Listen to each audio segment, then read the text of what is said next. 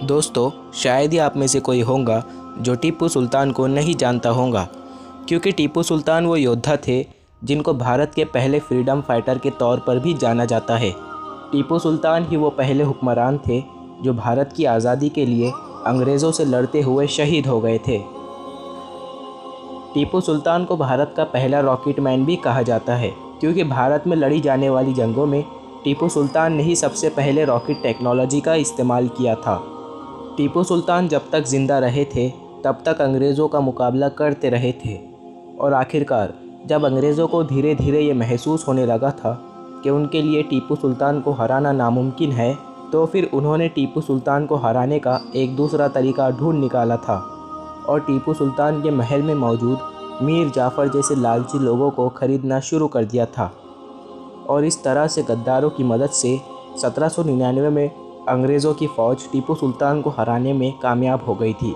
टीपू सुल्तान की कही हुई वो बात जो बहुत मशहूर है वो ये थी कि शेर की एक दिन की ज़िंदगी गीदड़ की 100 साल की ज़िंदगी से बेहतर है।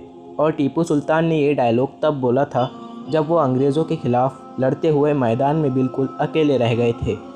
लेकिन दोस्तों, कुछ वक्त पहले सोशल मीडिया पर टीपू सुल्तान से जुड़ी एक पोस्ट बड़ी तेज़ी से वायरल हो रही थी, जिस पोस्ट में ये बताया जा रहा था कि 1787 में टीपू सुल्तान ने अंग्रेज़ों के ख़िलाफ़ सल्तनत उस्मानिया से भी मदद मांगी थी।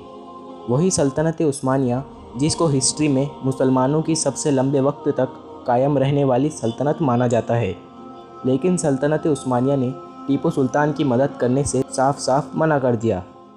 साथ ही साथ इस पोस्ट में यह भी बताने की कोशिश की जा रही थी कि टीपू सुल्तान ने ना सिर्फ सल्तनत उस्मानिया से मदद मांगी थी, बल्कि अपना एक काफ़िला भी सल्तनत उस्मानिया की राजधानी इस्तांबुल रवाना कर दिया था। और सल्तनत उस्मानिया के सुल्तान के सामने ये शर्त रखी थी कि अगर आप अंग्रेज़ों के ख़िलाफ़ जंग में मेरी मदद करेंगे तो मैं टीपू सुल्तान आपसे वादा करता हूँ कि हिजाज़ मुक़द्दस निज़ाम में खर्च होने वाले सभी पैसों में से आधा पैसा मैं दिया करूँगा। दोस्तों, अगर आप हिजाज़ मुक़द्दस को नहीं जानते हैं तो मैं आपको बता दूं कि हिजाज़ अरब के उस पूरे इलाके को कहा जाता है कि जहां मक्का और मदीना जैसे पाक शहर मौजूद है, और ये उस दौर में सल्तनत उस्मानिया के अंडर ही में आया करते थे। और इन शहरों पर खर्च होने वाले पैसों की ज़िम्मेदारी भी सल्तनत उस्मानिया की ही मानी जाती थी। लेकिन उसके बावजूद भी सल्तनत उस्मानिया ने टीपू सुल्तान की मदद करने से इनकार कर दिया था। तो दोस्तों, मैं आपको बता दूं कि इस तरह के पोस्ट करने वाले लोग हिस्ट्री के सिर्फ एक पहलू को जाहिर कर रहे हैं, क्योंकि दोस्तों इस बात में तो कोई शक नहीं है कि 1787 में टीपू सुल्तान ने अंग्रेज़ों से लड़ने के लिए सल्तनत उस्मानिया से मदद मांगी थी। हाँ, लेकिन ऐसा कहना कि सल्तनत उस्मानिया ने बिना किसी वजह के टीपू सुल्तान की मदद करने से मना कर दिया, तो ऐसा कहना इतिहास के साथ नाइंसाफ़ी होगी। तो दोस्तों, अगर आप इतिहास के जानने की कोशिश करोगे तो आपको पता चलेगा कि जिस दौर में टीपू सुल्तान ने सल्तनत उस्मानिया से मदद मांगी थी, उस दौर में खुद सल्तनत उस्मानिया बहुत कमज़ोर हो गई थी। ना सिर्फ कमज़ोर हो गई थी, बल्कि बहुत सारी यूरोपियन ताकतों के साथ जंग कर रही थी। एक ऐसी जंग जिसमें वो हार के कगार पर खड़ी हुई थी। और इसी दौर में जब टीपू सुल्तान ने सल्तनत उस्मानिया से मदद मांगी थी, तो वही दूसरी तरफ खुद सल्तनत उस्मानिया ने भी कई छोटी छोटी मुस्लिम सल्तनतों को खत लिखकर उनसे सल्तनत उस्मानिया की माली मदद करने की दरख्वास्त की थी।